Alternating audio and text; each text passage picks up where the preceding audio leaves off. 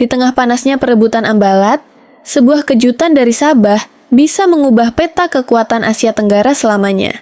Ketegangan di perairan Ambalat kini bukan lagi isu kecil yang hanya dibicarakan di ruang diplomat. Situasi ini sudah merembes kejaran media hingga meja makan rakyat biasa. Nama Ambalat yang dulunya hanya terdengar di berita-berita khusus, sekarang menjadi sorotan publik nasional. Wilayah laut yang berada di perbatasan Kalimantan Utara ini menjadi titik panas perebutan kedaulatan antara Indonesia dan Malaysia. Semua bermula dari pernyataan kontroversial Menteri Luar Negeri Malaysia Muhammad Hassan pada awal Agustus 2025.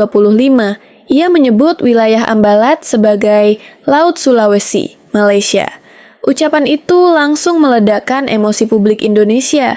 Bagaimana tidak mengubah penyebutan geografis secara sepihak, sama saja seperti menempelkan kap klaim kepemilikan tanpa izin.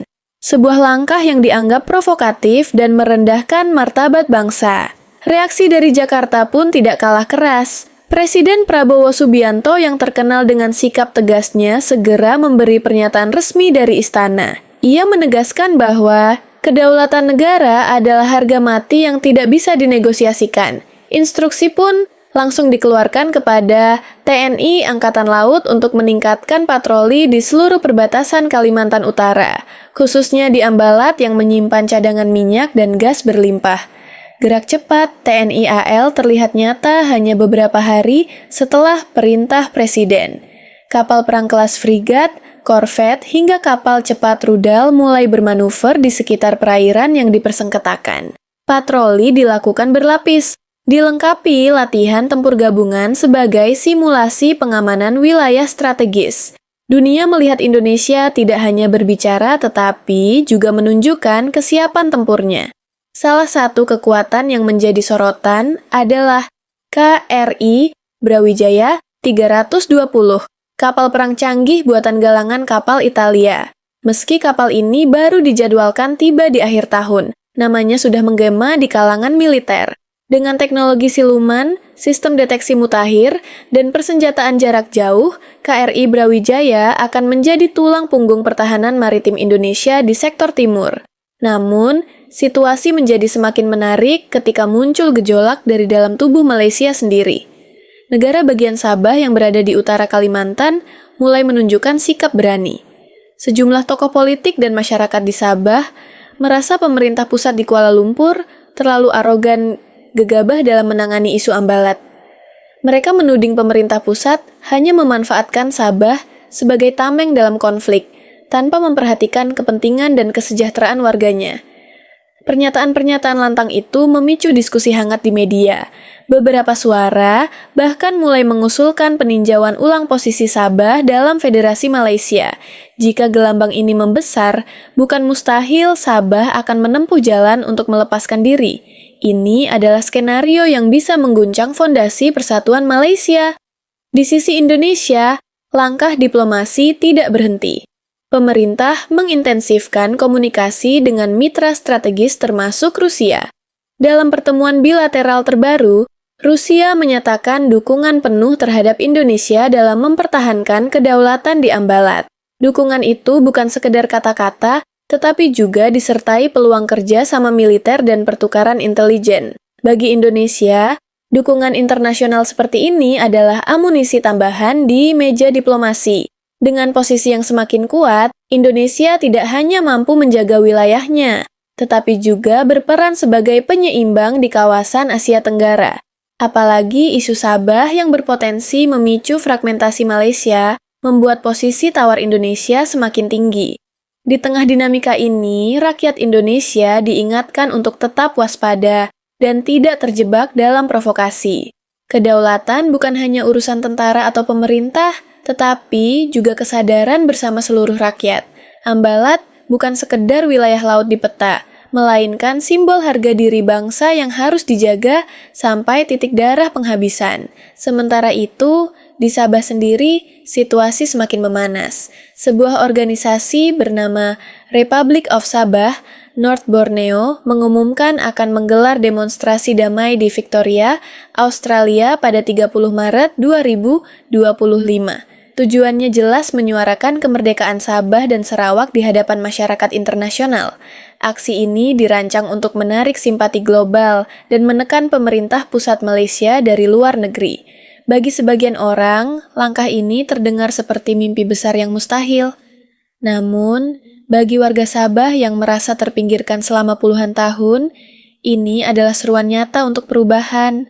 Mereka menuding kekayaan alam Sabah selama ini diambil untuk membangun wilayah lain, sementara tanah mereka sendiri tetap tertinggal. Sentimen ini membuat gerakan pemisahan diri mendapat dukungan moral yang semakin luas.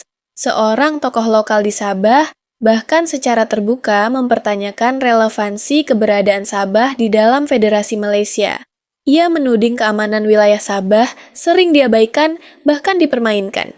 Pernyataan seperti ini yang biasanya diucapkan hanya di forum tertutup, kini disampaikan di ruang publik dan direkam, lalu menyebar cepat di media sosial. Gelombang ketidakpuasan ini beriringan dengan meningkatnya tensi antara Jakarta dan Kuala Lumpur. Isu Ambalat menjadi bahan bakar tambahan bagi mereka yang ingin melihat Sabah berdiri sendiri. Di satu sisi, ini melemahkan posisi Malaysia secara internal. Di sisi lain, memberikan Indonesia keuntungan strategis untuk mengamankan kedaulatan di wilayah perbatasan. Namun, pemerintah Indonesia tampak tidak tergoda untuk memanfaatkan situasi ini secara frontal. Presiden Prabowo berulang kali menegaskan bahwa Indonesia tidak punya niat mengintervensi urusan internal negara lain. Fokus tetap diarahkan pada pengamanan wilayah sendiri sambil memanfaatkan diplomasi untuk memperkuat posisi di mata dunia. Analisis para pakar menyebutkan bahwa Ambalat memiliki nilai strategis yang setara dengan kunci gerbang jalur perdagangan Asia Tenggara. Menguasai wilayah ini berarti mengendalikan pintu masuk penting antara Laut Sulawesi dan Selat Makassar. Ini bukan hanya soal minyak dan gas, tetapi juga soal kontrol atas arus logistik internasional. Karena itu, berbagai skenario masa depan mulai dibicarakan. Skenario pertama, Malaysia mencoba menurunkan tensi untuk menjaga citra internasional sambil meredam gejolak di Sabah. Skenario kedua, Indonesia terus mengedepankan diplomasi keras dan memperkuat kehadiran militer di perbatasan. Skenario ketiga yang paling dramatis adalah pecahnya Federasi Malaysia jika Sabah benar-benar memilih jalan keluar. Jika skenario ketiga terjadi, dampaknya akan meluas, stabilitas ASEAN akan terguncang dan kekuatan besar dunia bisa saja ikut campur. Ada risiko migrasi besar-besaran, peningkatan penyelundupan, dan potensi masuknya aktor asing yang ingin memanfaatkan kekosongan kekuasaan di wilayah itu. Semua ini menjadi perhatian serius bagi pemerintah Indonesia. Karena itu, pertahanan Indonesia tidak hanya mengandalkan senjata dan kapal perang, tapi juga membangun pertahanan narasi di media dan ruang publik. Hoaks dan provokasi harus dilawan karena perang modern bukan hanya di laut dan udara, tapi juga di pikiran rakyat. Kesadaran nasional harus tetap terjaga. Ambalat telah mengajarkan satu hal penting. Kedaulatan adalah komitmen, bukan sekedar kata-kata.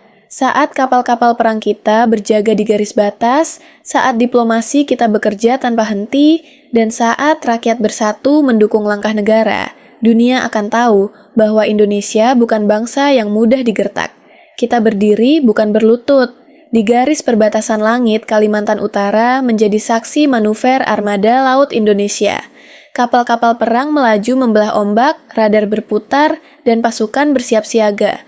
Suara sirine latihan tempur bergema mengingatkan semua pihak bahwa Indonesia siap menghadapi apapun yang datang. Di tengah ketegangan ini, dunia menatap. Siapa yang akan mundur lebih dulu? Sabah yang selama ini terasa jauh dari pusat kekuasaan di Kuala Lumpur, kini menjadi fokus perhatian internasional. Media asing mulai memberitakan aspirasi mereka untuk merdeka. Liputan-liputan itu menyoroti ketimpangan pembangunan dan minimnya perhatian pemerintah pusat terhadap daerah ini. Dukungan moral pun mulai mengalir dari berbagai komunitas di luar negeri. Di jalanan kota Kinabalu, bendera Sabah mulai berkibar di acara-acara lokal. Lagu kebangsaan Sabah, Tanah Airku dinyanyikan dengan suara lantang seakan mereka sedang menguji nyali pemerintah pusat. Simbol-simbol ini bukan sekedar atribut, tapi pernyataan politik yang jelas. Ada kerinduan untuk berdiri sendiri. Pemerintah Malaysia menghadapi dilema besar. Mengabaikan suara Sabah berarti membiarkan api ketidakpuasan terus membesar. Namun, terlalu keras menekan justru bisa memicu simpati internasional terhadap gerakan tersebut. Sementara itu, isu Ambala tetap membara membuat Kuala Lumpur harus membagi perhatian dan sumber daya. Indonesia di sisi lain memainkan strategi ganda, menjaga kekuatan militer di perbatasan dan menguatkan diplomasi di meja internasional. Dukungan Rusia menjadi salah satu kartu penting. Kerjasama teknologi militer, pertukaran intelijen, dan kemungkinan latihan gabungan membuat Indonesia semakin percaya diri menjaga wilayahnya. Namun, pemerintah tidak lengah. Para analis mengingatkan setiap gejolak di perbatasan bisa memicu efek domino. Migrasi ilegal, penyelundupan senjata, hingga campur tangan negara besar adalah resiko nyata. Karena itu, setiap langkah harus diukur dengan cermat antara kekuatan dan kehati-hatian. Rakyat Indonesia pun diajak ikut berperan bukan turun ke laut dengan kapal perang, tetapi menjaga persatuan di darat, tidak terprovokasi oleh informasi palsu, terus mendukung kebijakan negara, dan memahami bahwa kedaulatan adalah tanggung jawab bersama. Dalam perang modern, rakyat adalah benteng terkuat. Ambalat kini menjadi simbol ujian keteguhan bangsa. Di sana, laut biru bukan air dan gelombang,